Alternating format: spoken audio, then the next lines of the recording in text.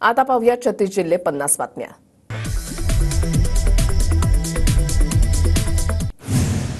बारामतीमध्ये बहिणीची प्रतिष्ठा धुळीस मिळवण्याचा प्रयत्न करणाऱ्या भावाला लाडक्या बहिणींची चिंता। सामनामधून लाडकी बहिणी योजनेवरून अजित पवारांवर निशाणा।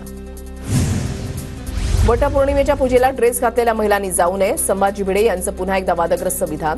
तर आपल्याला मिळालेलं स्वातंत्र्य दळभद्री, हिंदवी स्वराज्य हेच खरं स्वातंत्र्य, असंही वक्तव्य।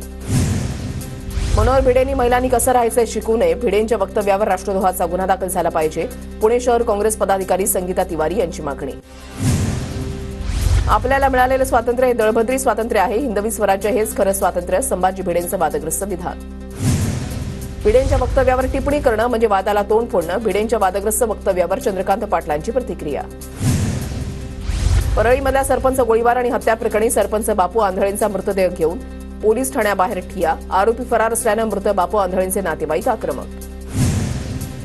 उद्धव ठाकरे 7 जुलैला छत्रपती संभाजीनगर जिल्ह्याच्या दौऱ्यावर, विधानसभा निवडणुकीच्या पार्श्वभूमीवर शिवसंकल्प मेळाव्याचं आयोजन, ठाकरे कार्यकर्ते आणि पदाधिकाऱ्यांना मार्गदर्शन करणार। पुणे शहरामध्ये युवक काँग्रेस शहराध्यक्षपदी सौरभ आमराळे यांची नियुक्ती, देशभरात विविध ठिकाणी युवक काँग्रेसकडून पदाधिकाऱ्यांच्या बदल्या, लोकसभेच्या पार्श्वभूमीवर बदल्या। पुण्यामधल्या भवानी पेठेमध्ये संत ज्ञानेश्वर महाराजांची पालखी दर्शनासाठी पुणेकरांची गर्दी, पालखी सासवडच्या दिशेनं प्रस्थान करणार। ज्ञानेश्वर महाराज आणि तुकोबांच्या पालखी सोहळ्यासाठी पोलिसांचा कडेकोट बंदोबस्त, आयुक्त अमितेश कुमारांच्या मार्गदर्शनाखाली 4000 पोलीस तैनात। गजानन महाराजांची पालखी परळीमध्ये दाखल, भक्तिमय वातावरणामध्ये परळीवासियांकडून पालखीचं स्वागत, पालखीमध्ये 700 वारकरी सहभागी। पुणे शहर ड्रग्स मुक्त कर, एका तरुण वारकऱ्याचं विठुरायाकडे साकडं, फलक घेऊन तरुण वारीमध्ये सहभागी। पुण्यामध्ये सायबर फसवणूक सुरूच, 11 जणांना 1.5 लाखांचा गंडा, पोलिसांकडून तपास सुरूच।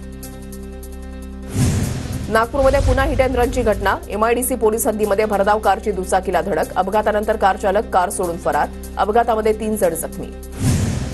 आज मुंबईसह कोकण आणि विदर्भामध्ये मुसळधार पावसाचा इशारा, तर पुणे, रत्नागिरी, सिंधुदुर्ग, सातारा आणि रायगडला पावसाचा ऑरेंज अलर्ट जारी।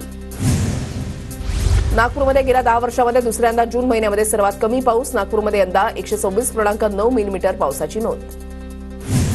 गोंदिया जिल्ह्यामध्ये 1,80,000 हेक्टर क्षेत्रामध्ये धान लागवड होणार, मात्र पावसाअभावी पेरण्या खोळंबल्या, आतापर्यंत केवळ 51% पेरण्या।